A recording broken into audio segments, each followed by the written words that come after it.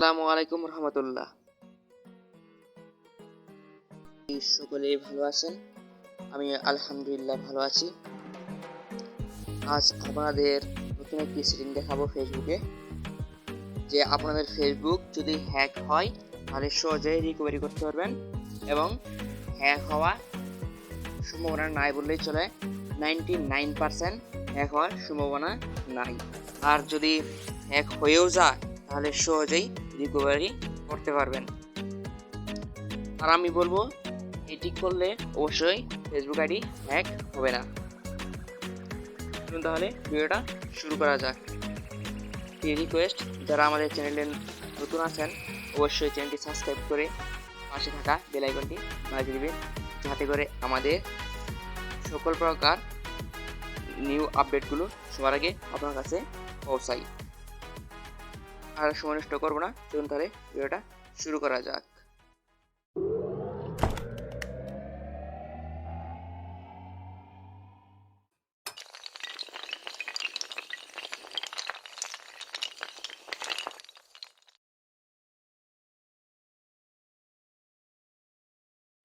প্রথমে চলে যেতে হবে ফেসবুকে। আমি আজ ফেসবুকে কয়েকটি সেটিং দেখাবো, 4 থেকে 5টি সেটিং দেখাবো। এই 4 থেকে 5টা সেটিং যদি আপনারা করে নেন তাহলে আপনার ফেসবুক আইডি কখনো হ্যাক হওয়ার সম্ভাবনা নেই বললেই চলে। আর বললাম যদি হয় তাহলে সহজেই রিকভারি করতে পারবেন, কারো কাছে যেতে হবে না, আপনি নিজেই রিকভারি করতে পারবেন।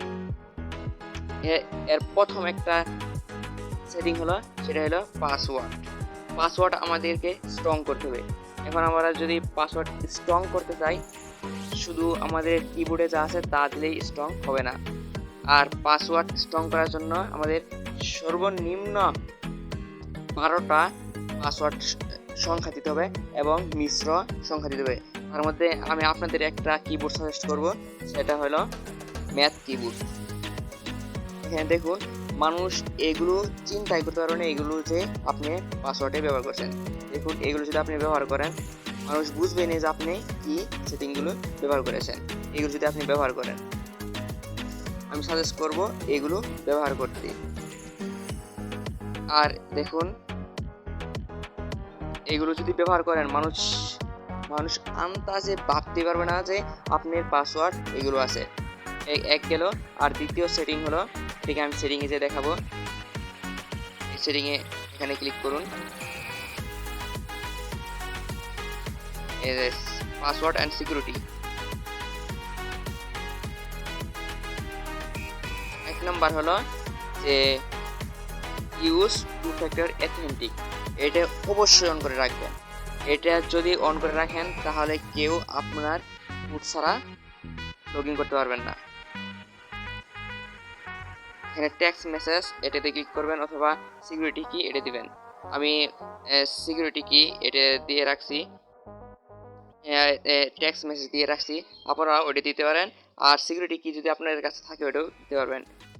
আর দ্বিতীয়ত হলো get alert about unrecognised logging. এটা হলো